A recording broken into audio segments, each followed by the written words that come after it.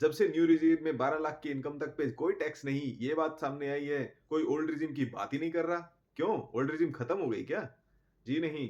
जो new regime बहुत चर्चा में चल रही है, 12 लाख की इनकम तक कोई टैक्स नहीं, वो एप्लीकेबल तो है बट 1 अप्रैल 2025 से। तो अभी जो चल रहा है ईयर 2024-25, इस पे टैक्स का क्या सिस्टम है? तो ओल्ड रिजीम न्यू रिजीम पहले भी थी, जैसा कि आपको पता ही है। तो फाइनेंशियल ईयर 24-25 के लिए ओल्ड रिजीम अगर किसी ने सिलेक्ट की हुई है, डिक्लेरेशन अपने एम्प्लॉयर को दी हुई है फॉर ओल्ड रिजीम, या उसमें आपने ओल्ड रिजीम सिलेक्ट किया हुआ है, तो इन दैट केस आपको मार्च खत्म होने से पहले अपने एम्प्लॉयर को सारे प्रूफ सबमिट करने पड़ेंगे। और उन प्रूफ्स में जो सबसे कॉमन यूज होने वाली चीज है वो है एचआरए की एग्जेम्पशन। तो एचआरए की एग्जेम्पशन कैसे मिलती है, आइए उसको समझते हैं। तो आइए एक एग्जांपल की मदद से समझते हैं कि कैसे हम एचआरए की एग्जाम्पशन क्लेम कर सकते हैं।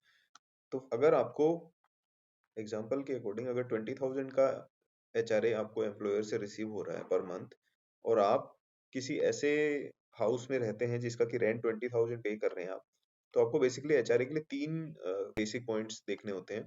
पहला, एचआरए जो आपको रिसीव हो रहा है। दूसरा, आपकी जो बेसिक सैलरी है, तो बेसिक में बेसिक प्लस डीए आता है। तो बेसिक सैलरी जो है उस बेसिक सैलरी का 40% कर लीजिए या फिर 50% कर लीजिए।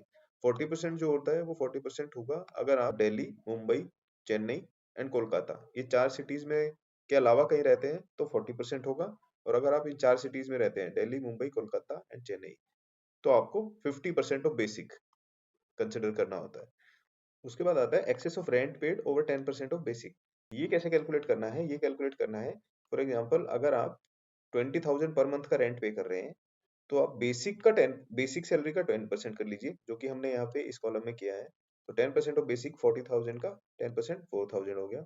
अब जो आप रेंट पे कर रहे हैं 20,000 का, उस 20,000 में से 4,000 जो आपका 10% आया वो रिड्यूस कर दीजिए, तो जो अमाउंट आएगा, मतलब कि 10% ऑफ बेसिक से एक्सेस जो अमाउंट है, जितना कि आप रेंट पे कर रहे हैं उसमें से। तीसरा पॉइंट आपको ये लेना है।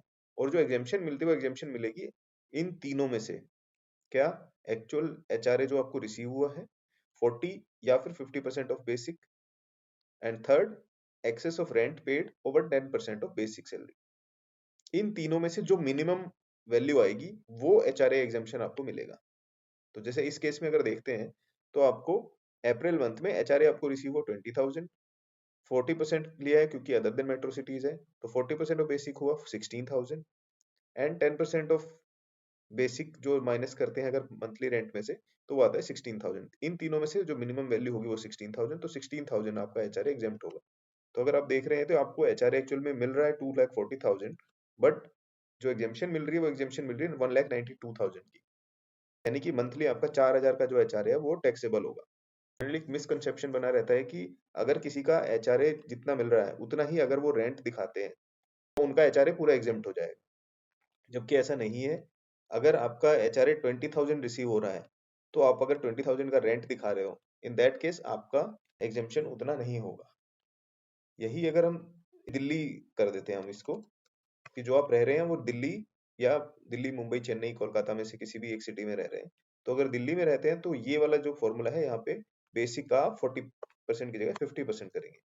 तो जैसे ही आप अगर 50% करेंगे, इन दैट केस ऑल्सो आप देख रहे हैं कि यहाँ पे डिफरेंस कुछ भी नहीं है। ये वैल्यू तो बढ़ गई, 40% की जगह 50% हो गई, बट ये वाला जो कॉलम है इसमें आपका 16,000 ही अमाउंट आ रहा है, जिसकी वजह से आपका मिनिमम जो वैल्यू निकल के आ रहा है वो 16,000 ही आ रहा है। एंड जो एग्जेम्पशन है वो 1,92,000 ही रहेगा। तो ये मिसकंसेप्शन माइंड से निकाल दीजिए कि जितना एचआरए आपको मिल रहा है उतने ही अमाउंट का रेंट पे कर रहे हैं, तो आपका पूरा एचआरए एग्जेम्प्ट हो जाएगा। जो भी आपको, अगर मैं फॉर एग्जांपल यहाँ पे रेंट बढ़ा के 24,000 कर देता हूँ, तो इन दैट केस देखते हैं क्या चेंज आया है। इसमें एचआरए रिसीव तो जो आपको 20,000 रिसीव हो रहा है वो ठीक है। अब अगर 40% लेते हैं या 50%, तो फिलहाल दिल्ली में अगर रह रहे हैं तो 50% आ गया 20,000। एंड जो excess of rent paid over 10% of salary जो आएगा वो भी 20,000 आ रहा है। अब इन तीनों में से जो मिनिमम वैल्यू उठाएंगे, तो वो तीनों में मिनिमम वैल्यू 20,000 आएगी और आपका पूरा का पूरा एचआरए एग्जेम्प्ट हो जाएगा। इसमें और भी एग्जांपल्स ले सकते हैं। अगर आप 22,000 का रेंट पे कर रहे हैं, देखिए 18,000 का एचआरए आपका एग्जेम्प्ट हो रहा है। यही अगर इसमें अगर आप 24,000 ही रेंट पे कर रहे हैं और आप दिल्ली की जगह गुरुग्राम में रह रहे हैं, तो इन दैट केस आपका 40% की जगह 50% वाला क्राइटेरिया आपको लेना पड़ेगा।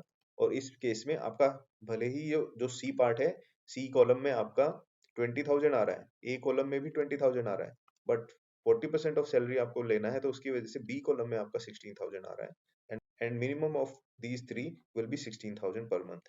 सो आपका एग्जेम्पशन जो बनेगा 1,92,000 का बनेगा। तो टैक्सेबल वैल्यू अगर हम निकालें, तो जो एचआरए आपको मिल रहा है उसमें से जो एग्जेम्प्ट हो गया, तो बेसिकली ये वाला एचआरए आपका टैक्सेबल हो जाएगा।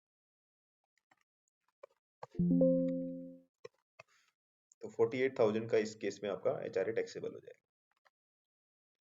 तो आई होप अभी आपको क्लियर हो गया होगा कि एचआरए की कैलकुलेशन कैसे करते हैं, जस्ट टू चेक कि कितना एग्जेम्पशन मिलता है। बहुत केसेस में हमने देखा है कि एम्प्लॉय सोचते हैं कि मेरा साल का 2,40,000 का एचआरए मिल रहा है, तो अगर मैंने 2,40,000 का रेंट पे कर दिया तो मेरा एचआरए तो पूरा एग्जेम्प्ट हो गया, जबकि ऐसा नहीं होता है। आई होप अब एचआरए एग्जेम्पशन का कॉन्सेप्ट आपको क्लियर हो गया होगा।